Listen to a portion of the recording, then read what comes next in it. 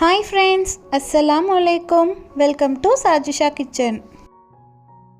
இன்னைக்கு சேனலில் ஒவ்வொரு இல்லத்தரசிக்கும் கண்டிப்பாக தேவைப்படக்கூடிய பணத்தையும் நேரத்தையும் மிச்சப்படுத்தக்கூடிய சூப்பரான டிப்ஸ் தான் பார்க்க போகிறோம். இந்த டிப்ஸ் எல்லாம் நீங்கள் தெரிஞ்சு வச்சுக்கிட்டிங்கன்னா உங்களோட டெய்லி லைஃப் வேலைகளை கஷ்டமே இல்லாமல் ரொம்பவே ஈஸியாக செஞ்சிடலாம். இந்த வீடியோ உங்கள் எல்லாருக்கும் ரொம்பவே யூஸ்ஃபுல்லாக இருக்கும். ஸோ வீடியோவை ஸ்கிப் பண்ணாமல் ஃபுல்லாக பாருங்கள்.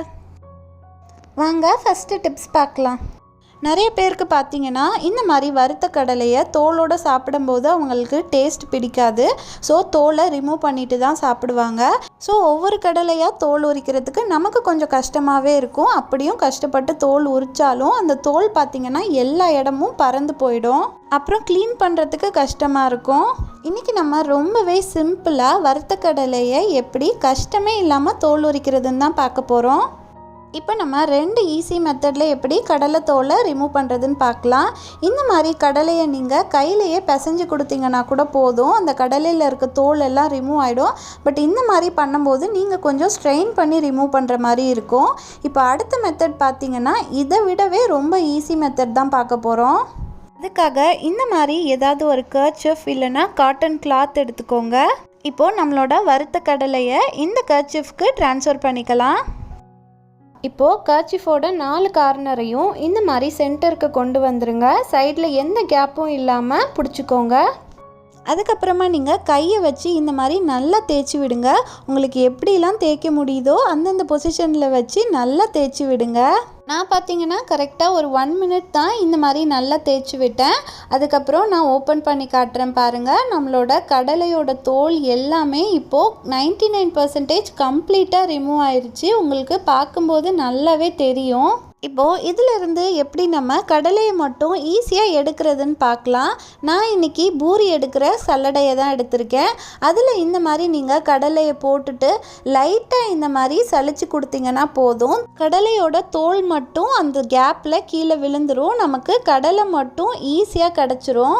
எவ்வளோ கடலையாக இருந்தாலும் ஒரே நிமிஷத்தில் நீங்கள் ரொம்பவே ஈஸியாக கடலையை தோல்லேருந்து ரிமூவ் பண்ணிடலாம்.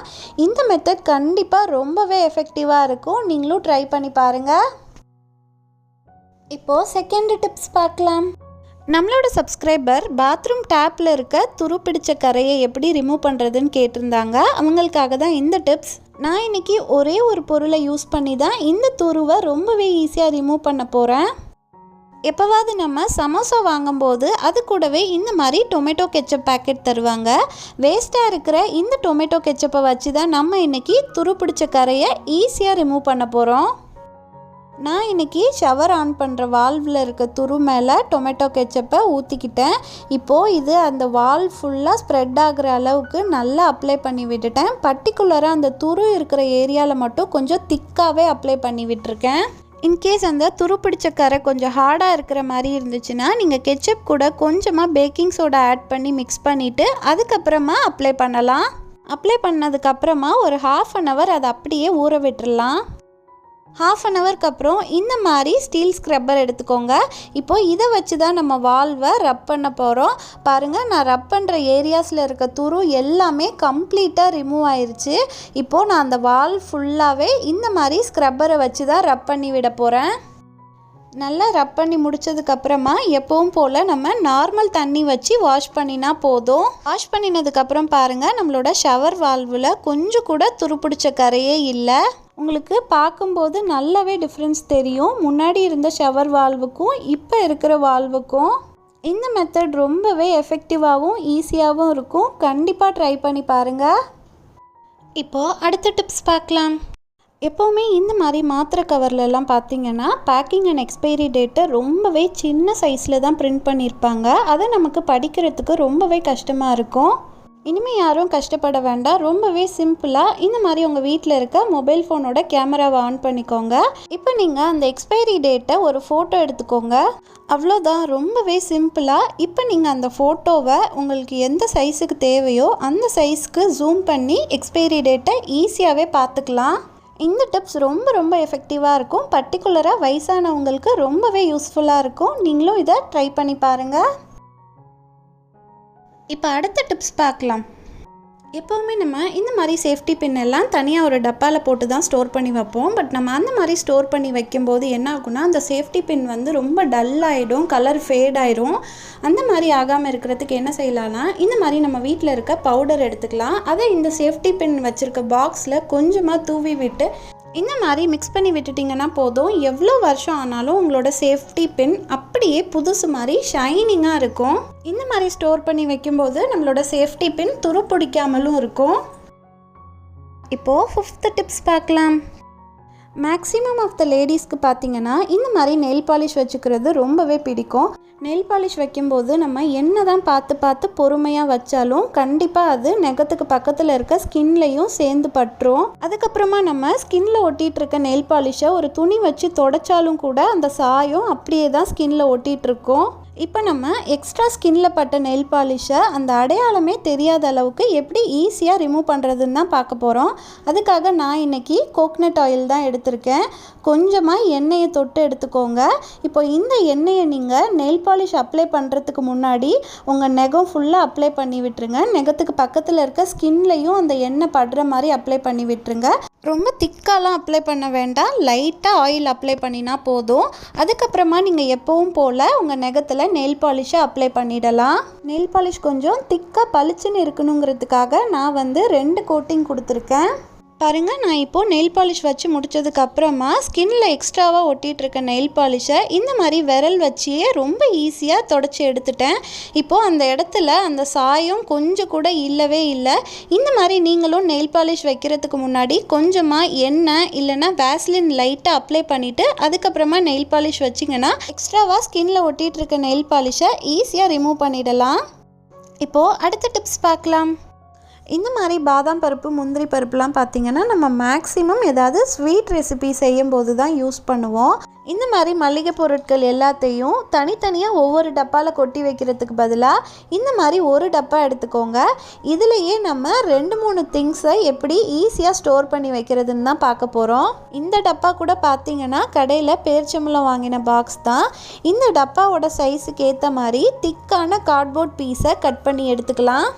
அந்த கார்ட்போர்ட் பீஸை இந்த மாதிரி பாக்ஸோட சென்டரில் கரெக்டாக வச்சிட்டிங்கன்னா போதும், அது நல்லா டைட்டாகவே ஃபிக்ஸ் ஆகிடும். இப்போ பார்த்திங்கன்னா நம்ம ஒரு பாக்ஸ்லையே 2 செக்ஷன்ஸ் பிரிச்சிட்டோம். ஸோ நம்ம 2 டிஃப்ரெண்ட் திங்ஸ் கொட்டி வச்சுக்கலாம்.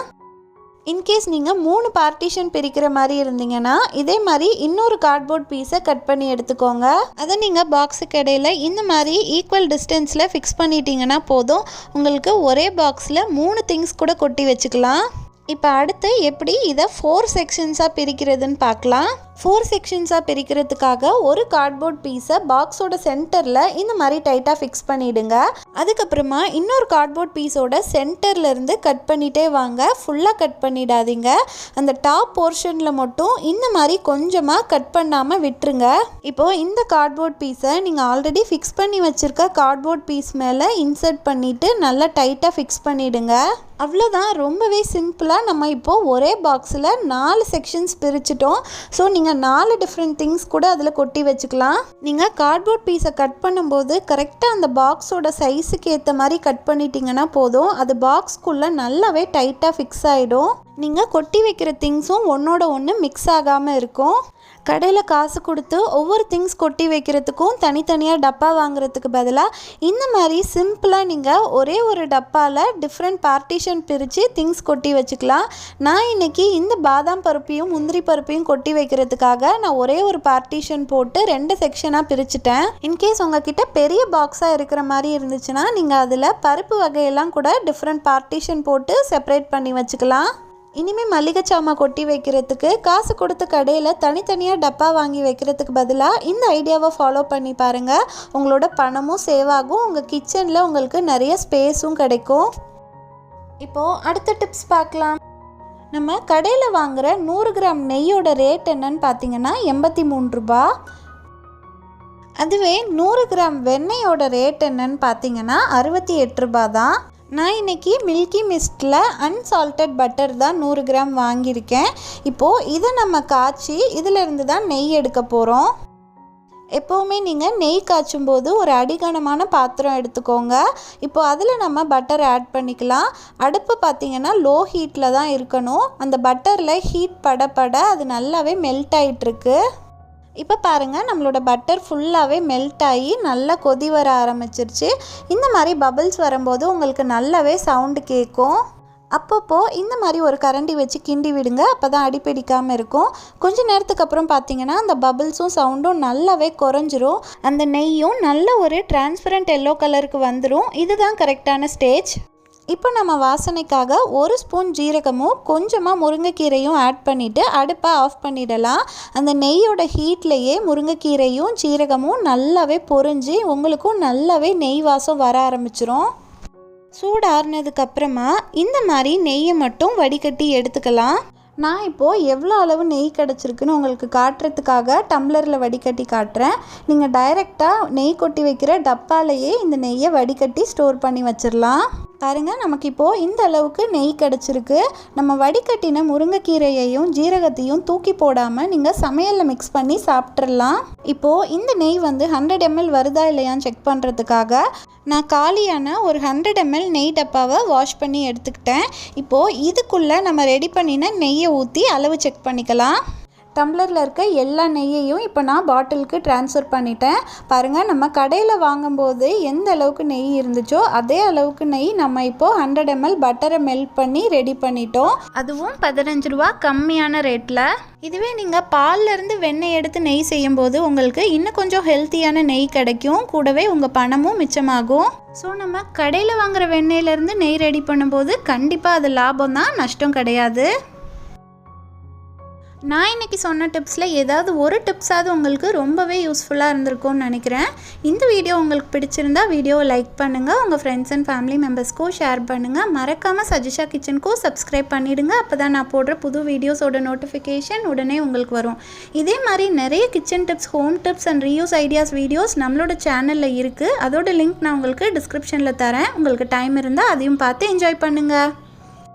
Thank you all so much for watching. அடுத்து ஒரு சூப்பரான வீடியோவில் மீட் பண்ணலாம். Until then, Assalamu alaikum.